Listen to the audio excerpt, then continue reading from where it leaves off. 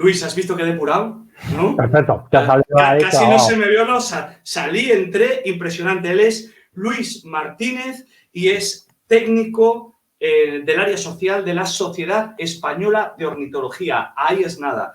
Una de nuestras entidades, si no la entidad señera a la hora de hablar del cuidado, el respeto y el conocimiento de nuestros pájaros, que hoy nos va a acompañar, Luis, para hablar de aves de barrio. ¿No es así?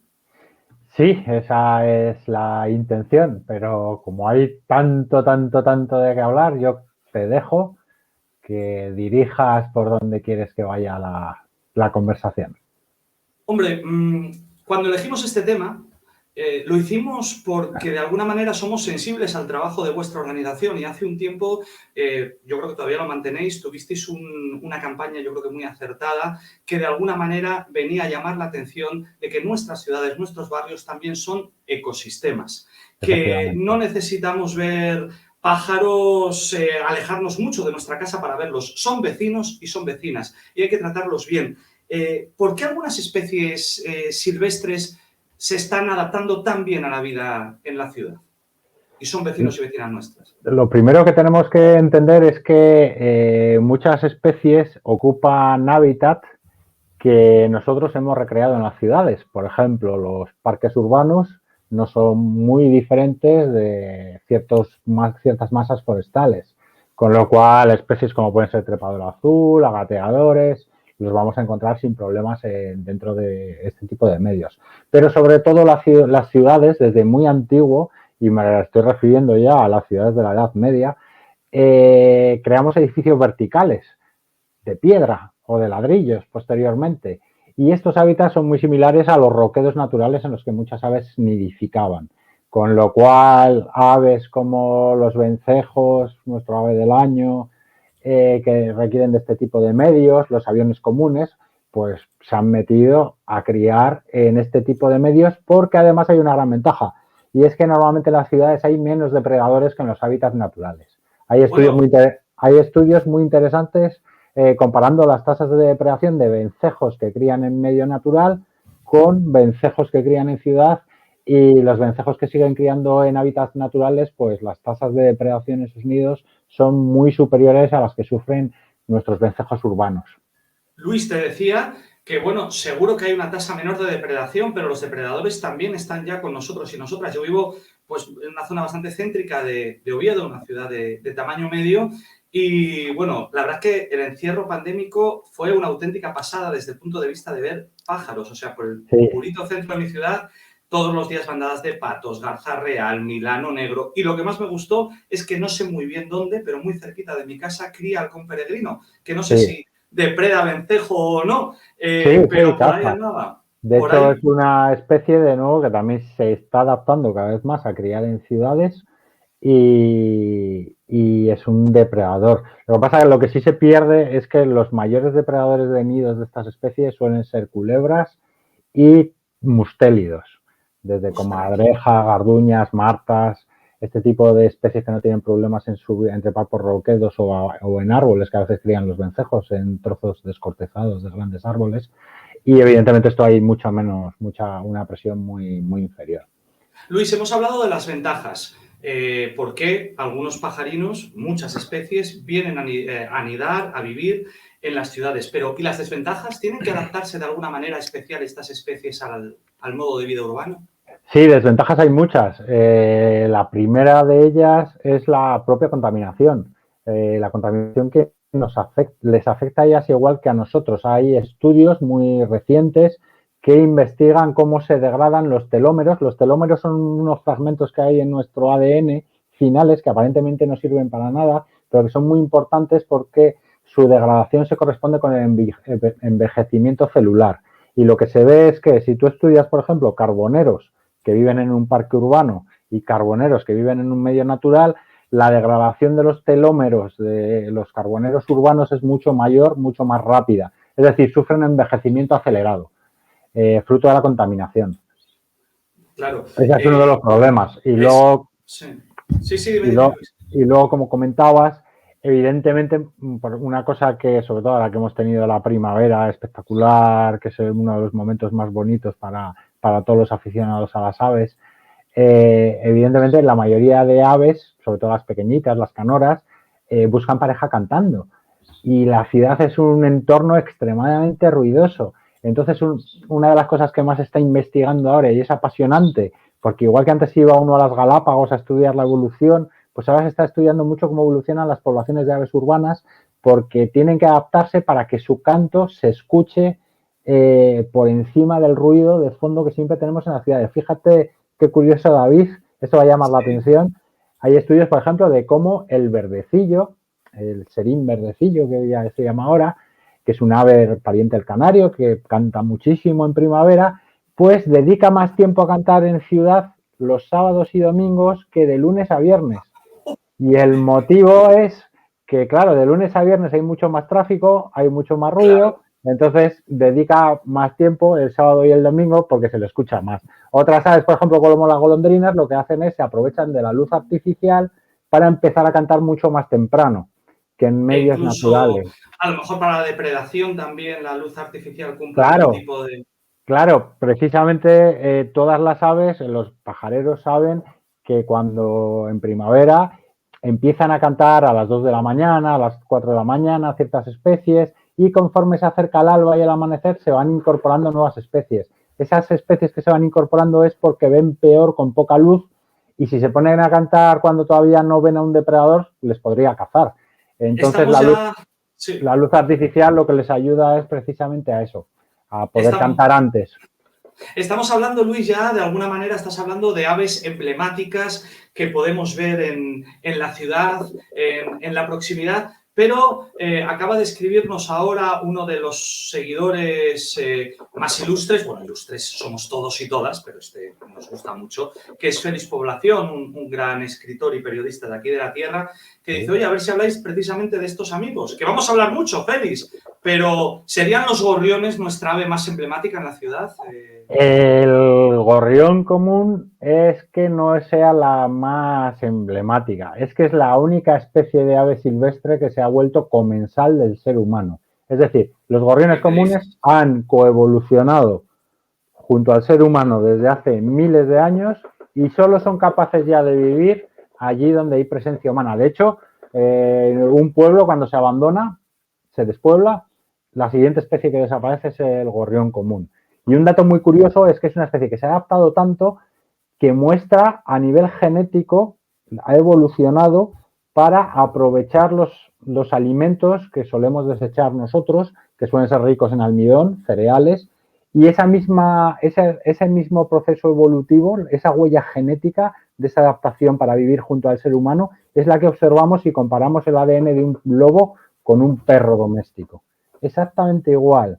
O sea, es un proceso absolutamente fabuloso, fascinante y desde luego si hay que señalar una especie como a la que acompaña siempre al ser humano es desde luego el gorrión doméstico que está presente en todo el planeta, donde en muchos sitios es una especie invasora precisamente y una especie entrañable. Una especie que nadie se vaya sin saber distinguir machos de hembras de gorrión, que es una cuestión que me llama muchísimo la atención. Yo que doy muchos cursos de ornitología y te encuentras con que la mayoría de la gente no se ha fijado nunca, por eso es que pasamos siempre a su lado y no nos detenemos a mirarlos y el 90% de la gente no es capaz de distinguir un macho de una hembra de gorrión doméstico, porque eso es maravilloso, porque es la puerta de entrada para ir aprendiendo nuestro ojo a cómo tenemos que identificar las aves, qué nos tenemos que fijar. Es la mejor escuela que tenemos, las aves que tenemos cerca. Ahí Luis, ahí te quería llegar. El primer programa lo dedicamos precisamente a la iniciación en la ornitología, en el bello arte de ver pájaros. Y es que es como un anuncio conocido de una determinada marca de patatas que decía, cuando haces pop ya no hay stop. Una vez que descubres que no estás solo en el mundo, en tus paseos, en la ciudad, que siempre hay unas pequeñas criaturas emplumadas que te acompañan, a partir de ahí tus paseos no van a ser nunca igual y eso no tiene fin. No sé si, Javi, tenemos por ahí alguna vídeo del que has colocado antes, por ejemplo, de gorriones y podemos señalar un poco, son bastante visibles las diferencias, ¿no? Bueno, quizás en los subadultos un poco más diluidas, pero sí, en los adultos... Los pollitos que vamos a empezar a ver ahora, los puedes reconocer como pollito y luego son como las hembras.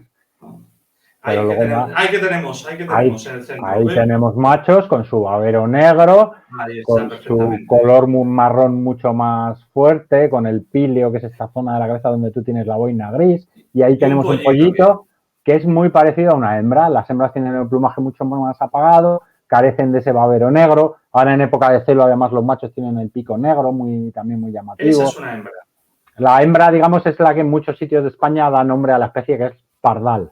En muchos sitios los gorriones son los pardales y digamos que el macho no es tan pardito, es más rojizo, más negro, más gris y las hembras sí tienen esa coloración tan parda. Y ahí tenemos una hembra cebando a una cría ya bastante grande que, como vemos, el plumaje es muy semejante entre crías. Y lo bueno es que estas crías al finalizar el verano mudarán y ya podremos saber qué sexo tienen. Sí, son machos, hembras. Las crías tienen siempre esa comisura de los labios, del pico amarillo, que es como una especie de semáforo para decir, dame de comer, dame la de vocera, comer. Efectivamente. Dice Sergio en riguroso directo, Luis, hay una estratificación vertical característica en la alimentación y nidificación en algunas aves de ciudad, es decir, alturas a partir de las cuales ya no nidifican o no se alimentan habitualmente. Tienen repartido el ecosistema también en vertical, siguiendo un poco la explicación que nos dabas de que de alguna manera nuestros edificios altos recrean determinados ecosistemas de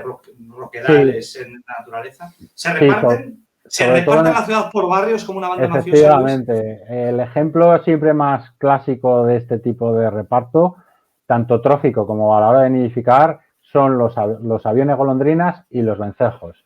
A los vencejos les gustan edificios muy altos donde van a buscar huecos en tejados, huecos en fachadas. Los aviones buscan construir sus nidos de barro en aleros de edificios de cierta altura. Y a las golondrinas no les suele gustar pasar del segundo piso. Entonces, a la hora de comer hacen lo mismo. Los vencejos suelen buscar alimento, eso que llamamos aeroplancton, que son insectos minúsculos que arrastra el viento a gran altura. Los aviones suelen cazar a la altura por encima de los edificios, mientras que a las golondrinas les gusta cazar sus insectos mucho más abajo. De hecho, por eso muchas veces las vemos volando a ras de los parques, a ras de las carreteras, en busca de ese tipo de insectos. Pues bueno, estamos viendo ahora una de las imágenes de las cajas nido que la Sociedad Española de Ornitología monitoriza y sigue y cuelga en YouTube para deleite del conjunto de la población.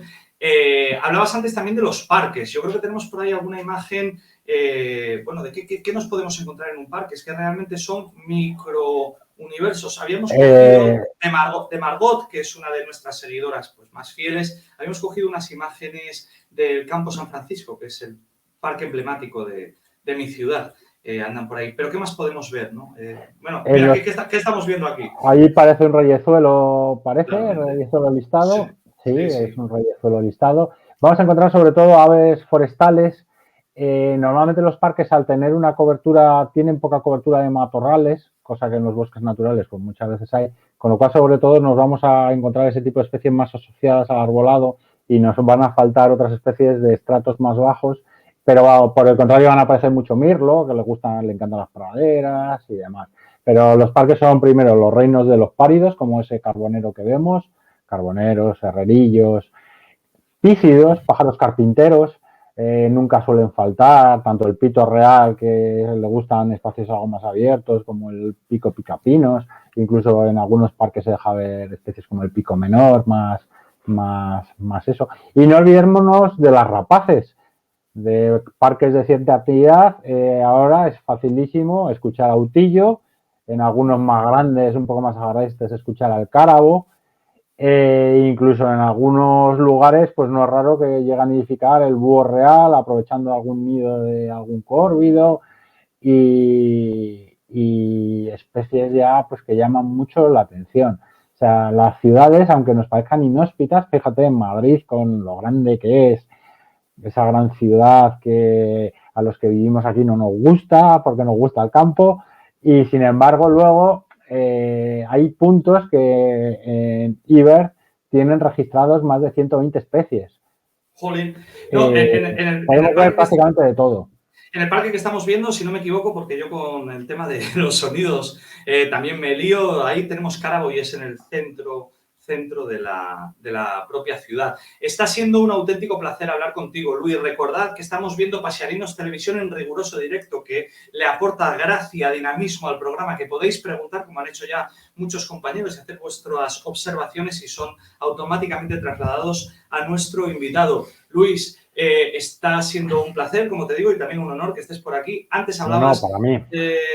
cómo son nuestras ciudades con ecosistemas, y yo sé que la Sociedad Española de Ornitología, la SEO, también colabora, y me gustaría acabar con esto de manera breve para seguir con el programa, pero también colabora en numerosos programas de renaturalización, de rewild, ¿no?, que se llama ahora con nuestra manía de utilizar todas las palabras en inglés.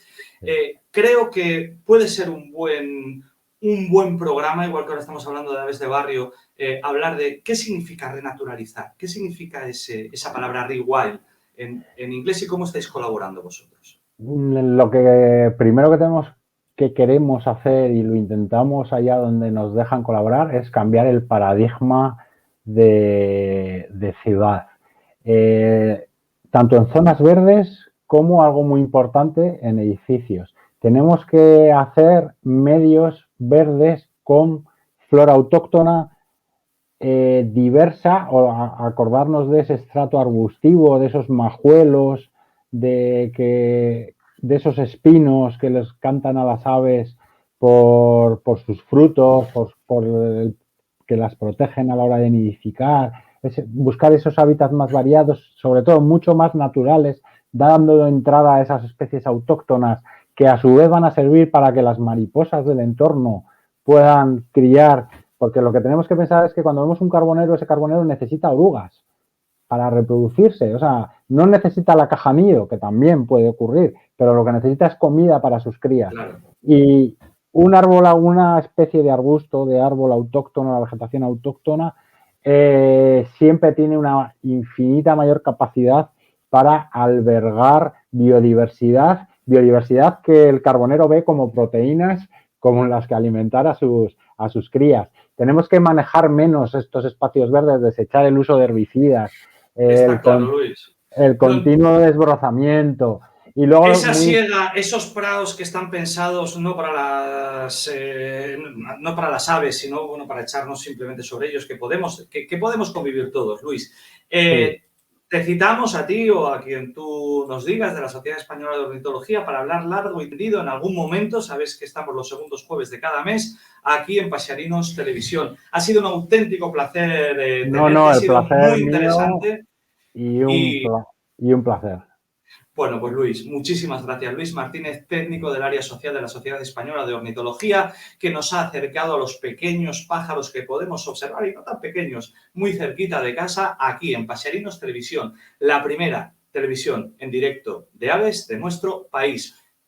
La sección de Luis ha llegado al galope tendido gracias a uno de nuestros patrocinadores, Asturias a Caballo, que muy cerquita de la capital de Asturias te lleva a ver pájaros galopando. Y vamos que nos vamos con uno de los amigos preferidos de toda la audiencia y sobre todo de Feliz Población. En la última década han desaparecido cerca del 10% de los gorriones en España, un fenómeno que se repite también fuera de nuestras fronteras y que nos dibuja un panorama desolador en Europa, donde la población de gorrión ha descendido cerca de un 60% en solo 30 años. En grandes ciudades como Londres prácticamente han desaparecido. La contaminación es la principal responsable de este fenómeno, así como la reducción de zonas verdes, dificultades para el acceso al alimento y espacios para hacer sus nidos. Asociaciones conservacionistas como SEO BirdLife trabajan desde hace años por unas ciudades más verdes y saludables para las aves. En este marco han emprendido diferentes campañas para dar a conocer la precaria situación de muchas aves de barrio, como el gorrión común, uno de los pájaros más conocidos y, sin embargo, tan frágil. La tendencia de las poblaciones no es homogénea.